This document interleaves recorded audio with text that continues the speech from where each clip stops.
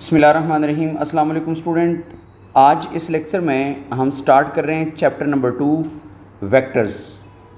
Student matric में 9th class में हमने काफ़ी डिटेल से वेक्टर्स और स्केलर्स को समझा हुआ है और हम वेक्टर्स के बारे में जानते हैं कि vectors are those physical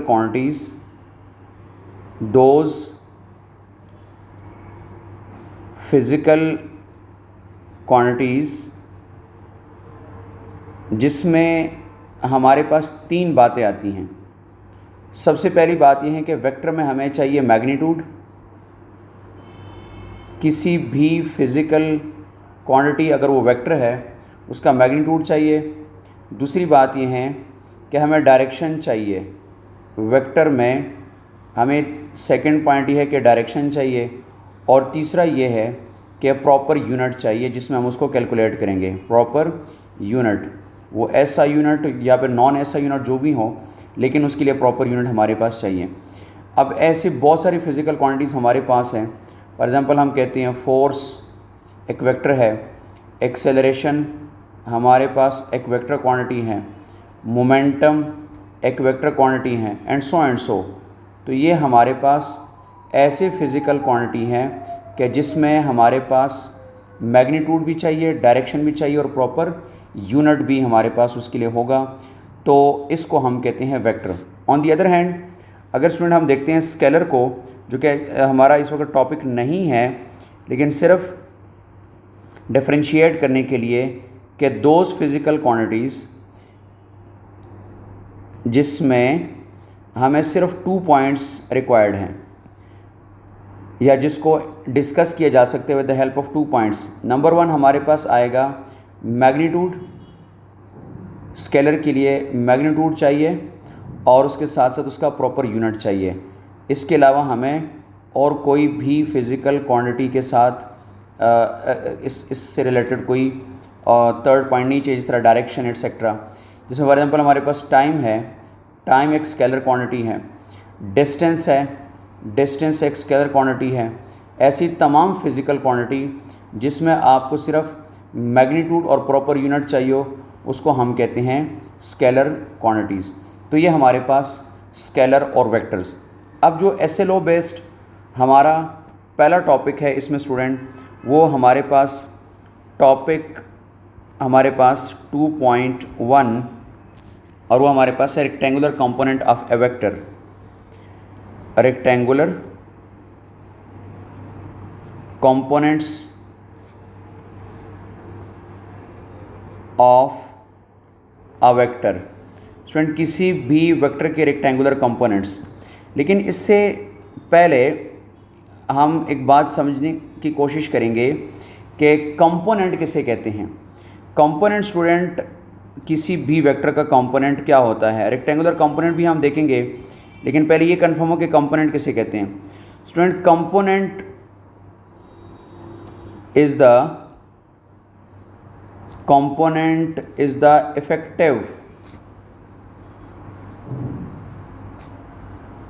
effective value of a vector in that direction। यानी कंपोनेंट जो है वो किसी भी वेक्टर की इफ़ेक्टिव वैल्यू को हम कहते हैं कि उसका जो रिज़ल्ट आए, उसका जो इफ़ेक्ट शो हो वो उस तरफ शो हो जाए, तो हम कहते हैं कि ये इस वेक्टर का कंपोनेंट है। फॉर एग्ज़ाम्पल अगर मैं बात करूं तो हमारे पास एक गाड़ी है, एक बॉक्स है जिसको हम रोल डाउन कर रहे हैं या जिसको हम स्लाइड कर रहे हैं एक सरफेस पे, ये हम फोर्स लगा रहे हैं। लेकिन अगर आप इसमें देखें, गाड़ी जो है या ऑब्जेक्ट जो है वो आप बस इस डायरेक्शन में आगे मूव करेगा, ऐसे आएगा। तो इसको हम कहते हैं x component of a vector, जिसको हम एफ एक्स कहेंगे। तो this is the effective component of the force. यानी ये जो गाड़ी है, ये जो ऑब्जेक्ट है, ये ऑब्जेक्ट आपके पास इस डायरेक्शन के अंदर मूव कर रहा है। फोर्स आप ये लगा रहे हैं, लेकिन ऑब्जेक्ट जो है वो इस डायरेक्शन में मूव कर रहा है। तो ये इसका इफ़ेक्टिव पार्ट है, इफ़ेक्टिव वैल्यू है, इफ़ेक्टिव कंपोनेंट है, जिसको हम कहते हैं कंपोनेंट ऑफ ए वेक्टर। अब स्टूडेंट हम बात करेंगे रेक्टेंगुलर कंपोनेंट्स, जो SLO बेस्ड हमारा टॉपिक है, रेक्टेंगुलर कंपोनेंट।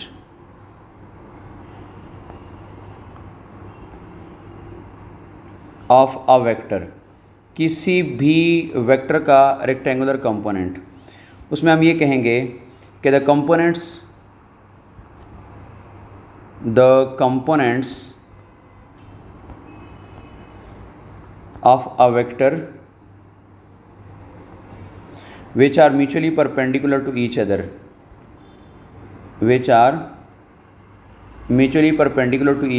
ऐसे कंपोनेंट जो आपस में परपेंडिकुलर हो, आपस में 90 का एंगल बनाएं, तो इन कंपोनेंट्स को हम कहते हैं कि ये हमारे पास रेक्टेंगुलर कंपोनेंट्स हैं। किसी भी वेक्टर के दो ऐसे कंपोनेंट्स जो आपस में परपेंडिकुलर हो, उसको हम कहेंगे rectangular component of a vector. इसको फर्दर एक्सप्लेन करने के लिए हम एक डायग्राम देखेंगे। स्टूडेंट, अब इस डायग्राम में अगर आप देखते हैं तो हम कहते हैं जी कंसिडर ए वेक्टर ए, हमारे पास एक वेक्टर ए है which is making angle theta with X axis.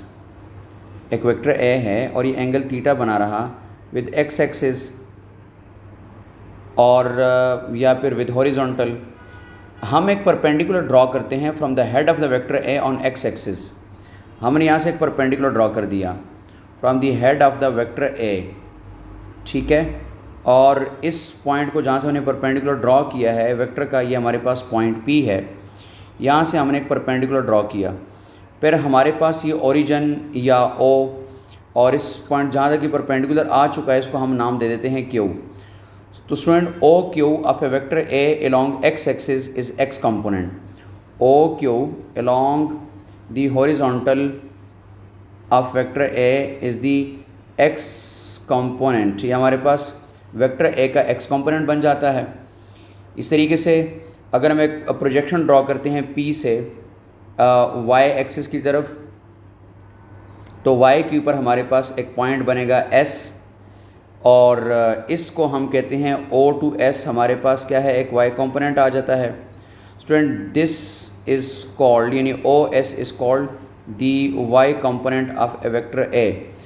अगर आप बड़े गौर से देखें तो स्टूडेंट ये जो दोनों कंपोनेंट्स हैं, कंपोनेंट A और AX और AY, both these component are perpendicular to each other. ये दोनों आपस में 90 का एंगल बना रहे हैं। सो इसको हम कहते हैं rectangular component of this vector A. ये इस वेक्टर के रेक्टेंगुलर कंपोनेंट है।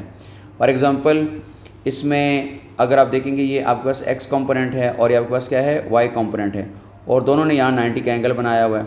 सो दोनों आपके पास both are these components having angle 90 with each other, so they are called rectangular component of a vector. और vector A can be written as ax plus ay by the adding of both these components। और अगर आप उसको student लिखते हैं in terms of unit vector also, तो आपके पास आ जाएगा ax along I और प्लस ay along j। अब स्टूडेंट ये I और j जो है, these are called unit vectors. हमें एक बात कंफर्म है कि x कंपोनेंट को हम रिप्रेजेंट करते हैं along x एक्सिस, उसको हम I यूनिट वेक्टर से रिप्रेजेंट करेंगे। y कंपोनेंट को हम रिप्रेजेंट करेंगे j के साथ, j हैट। और इस तरीके से स्टूडेंट z कंपोनेंट को हम रिप्रेजेंट करेंगे k हैट के साथ। तो ये हमारे पास 3 यूनिट वेक्टर हैं, और unit vector give the direction along that axis। तो x, y, z, I, j and k, these are the 3 unit vectors. तो हम वेक्टर को अब लिखेंगे इस फॉर्मेट में कि हमारे पास एक वेक्टर अगर कंप्लीट लिखा जाएगा तो हमारे पास होगा AXI प्लस AYJ, और I and J are representing direction. Student, अब हम कैलकुलेट करना चाहते हैं कि what are the magnitude of x component and what are the magnitude of y component. इसके लिए हम पाइथागोरस थ्योरम या फिर कुछ ट्रिग्नोमेट्रिक रेशियो यूज़ करेंगे और ट्रायंगल के ऊपर। तो ये जो हमें एक डायग्राम गिवन है, इस डायग्राम को यूज़ करते हुए हम एक्स कंपोनेंट और वाई कंपोनेंट की वैल्यू कैलकुलेट करेंगे। स्टूडेंट, इसी डायग्राम में हम ये जो राइट एंगल ट्रायंगल एक बन चुका है इसको देखेंगे, और इस राइट एंगल ट्रायंगल में हमने दोनों कंपोनेंट्स एक्स कंपोनेंट और वाई कंपोनेंट की वैल्यूज़ कैलकुलेट करनी है।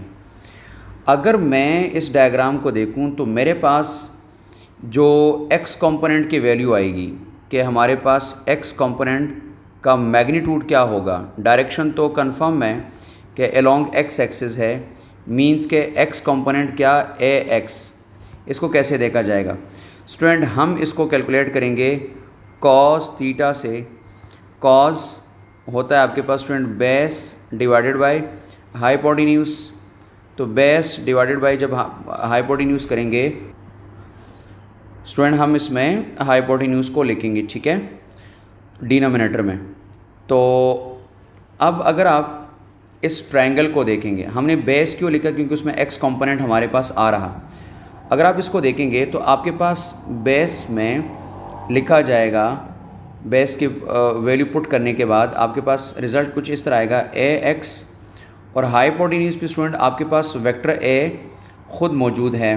तो आपके पास आ जाएगा कि A X is equal to A cos theta. तो ये आपके पास आ जाएगा इस वेक्टर का X component. So this is called the X component of a vector. इसी तरह स्टूडेंट अगर हम वाई कंपोनेंट को देखेंगे तो वाई कंपोनेंट में हमारे पास रिज़ल्ट साइन थीटा से आएगा, क्योंकि वाई कंपोनेंट परपेंडिकुलर है और साइन थीटा में परपेंडिकुलर आएगा। तो परपेंडिकुलर में हम लिखेंगे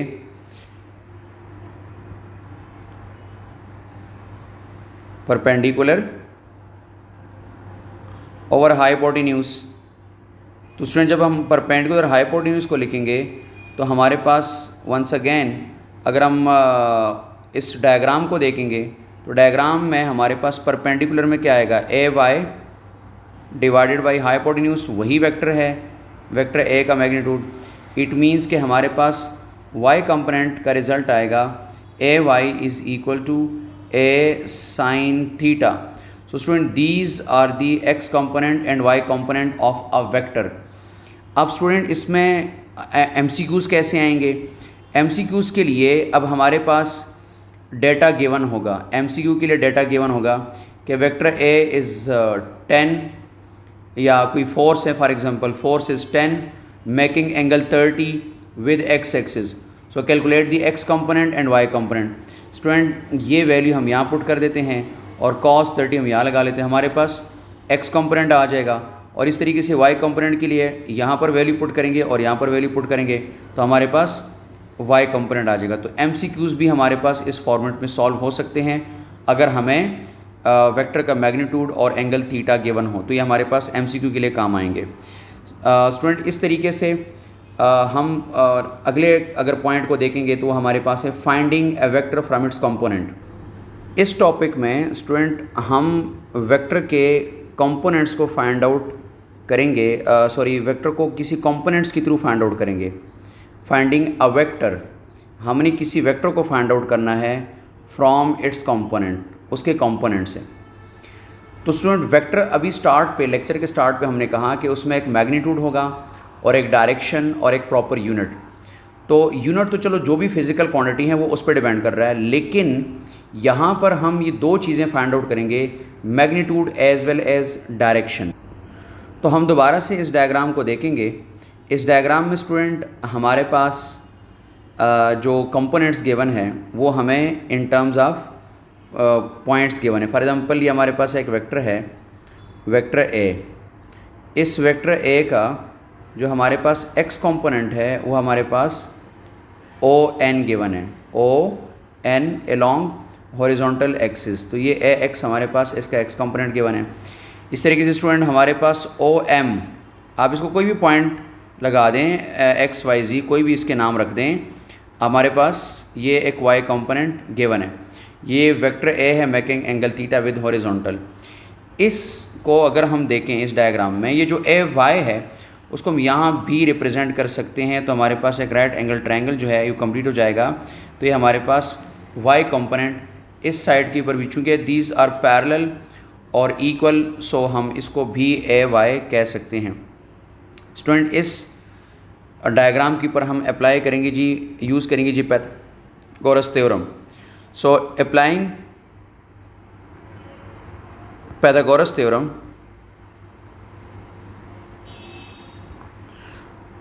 तो हमारे पास इस डायग्राम में पाइथागोरस थ्योरम अप्लाई करने के बाद जो रिज़ल्ट निकलेगा वो कुछ इस तरह होगा कि हम कहते हैं कि पाइथागोरस थ्योरम में हाइपोटेन्यूज का square is equal to base का स्क्वायर प्लस परपेंडिकुलर का स्क्वायर। अगर आप बड़े गौर से देखें इस डायग्राम में, तो हाइपोटेन्यूज के स्क्वायर में स्टूडेंट आपके पास आ रहा ओ पी का square is equal to base, आपके पास हॉरिजॉन्टल कंपोनेंट है ओ एन का स्क्वायर प्लस और परपेंडिकुलर आपके पास ओ एम है उसका स्क्वायर। ये हमारे पास आ गया पाइथागोरस थ्योरम अप्लाई करने के बाद। अब अगर मैं यहाँ देखूँ तो मेरे पास वैल्यूज़ कुछ इस तरह आ रही हैं कि ओ पी जो है ये मेरे पास एक वेक्टर था एक इस डायग्राम में, और ओ एन की जगह पे मेरे पास एक्स कंपोनेंट है, और ओ एम की जगह पे मेरे पास एक वाई कंपोनेंट है। तो मेरे पास ये तीन वैल्यूज़ आ गई हैं। मैं इन तीन वैल्यूज़ को पुट करने के बाद जो मेरे पास रिज़ल्ट आएगा उसमें मेरे पास आ जाएगा A square is equal to A X का square horizontal square plus perpendicular का स्क्वायर। ये हमारे पास आ जाएगा इस फॉर्मेट में। हम क्या करेंगे, इसी इक्वेशन के बारे में हम कहते हैं कि taking square root on both side. ठीक है, तो जब हम स्क्वायर रूट लगाएंगे तो taking square root on both sides, जब दोनों साइड्स के ऊपर हम स्क्वायर रूट लगाएंगे तो हमारे पास इसको ऐसे लिखा जाएगा कि ए स्क्वायर, इसका स्क्वायर रूट आ जाएगा स्टूडेंट, और राइट साइड के ऊपर भी हमारे पास ए एक्स स्क्वायर और प्लस ए वाई के स्क्वायर का square root. Finally the result will be A is equal to magnitude of X component square plus magnitude of Y component square. So this is the magnitude of a vector, यानी हमने components के through एक vector के magnitude को find out किया। इसी तरीके से डायरेक्शन की जहाँ तक बात आती है कि डायरेक्शन ऑफ रिजल्टेंट जो आएगा या डायरेक्शन ऑफ वेक्टर जो हमारे पास आएगा वो उसमें हम क्या करेंगे स्टूडेंट, उसमें हम यूज़ करेंगे टेंजेंट थीटा, इसी राइट एंगल ट्रायंगल की पर। सो टेंजेंट थीटा में हमारे पास आएगा परपेंडिकुलर डिवाइडेड बाय बेस। ये हमारे पास ट्रिग्नोमेट्रिक रेशियोज होते हैं, ये टेंजेंट थीटा का है। इसमें वैल्यू पुट करेंगे स्टूडेंट, टेंजेंट थीटा हमारे पास अगर परपेंडिकुलर को हम देखेंगे तो हमारे पास परपेंडिकुलर में y कंपोनेंट है, और अगर बेस को देखेंगे उसमें हमारे पास x कंपोनेंट है। इट मीन्स दैट कि थीटा चाहिए, सो theta is equal to tan inverse A Y divided by A X. इसको हम कहते हैं कि ये आपके पास डायरेक्शन ऑफ ए वेक्टर आ गया। स्टूडेंट इस टॉपिक में हमने ये जो टॉपिक 1.2 था इसमें मैग्नीट्यूड और डायरेक्शन फाइंड आउट कर लिए। मींस कि हमने एक वेक्टर को फाइंड आउट किया फ्रॉम इट्स कंपोनेंट्स। अब इसमें न्यूमेरिकल बेस आपके पास एमसीक्यूज आते हैं। फॉर एग्जांपल ए एक्स की वैल्यू आपको 3 गिवन है और ए वाई की वैल्यू आपको 4 गिवन है, और आपको कहा जाए कि वेक्टर का मैग्नीट्यूड क्या है। स्टूडेंट आप क्या करेंगे, आप 3 को यहाँ ए एक्स की जगह पे पुट करेंगे, 3 का स्क्वायर 9 आ जाएगा, और 4 को यहाँ पुट करेंगे 16 आ जाएगा। 9 + 16 अंडर रूट आपके पास 25, अंडर रूट 25 आपके पास रिजल्ट आ जाएगा 5। सो वेक्टर ए जो है उसका जो मैग्नीट्यूड आपके पास आएगा वो 5 आ जाएगा। तो इस तरह इसके एमसीक्यूज़ भी डेवलप हो सकते हैं। और इस तरीके से इसमें अगर आपने डायरेक्शन फाइंड आउट करना है तो आपके पास 4 डिवाइडेड बाई 3 उसका टेंजेंट इन्वर्स करेंगे, आपके पास उस वेक्टर का डायरेक्शन भी आ जाएगा। इसको फर्दर कंटिन्यू करेंगे नेक्स्ट लेक्चर में। अल्लाह हाफिज़।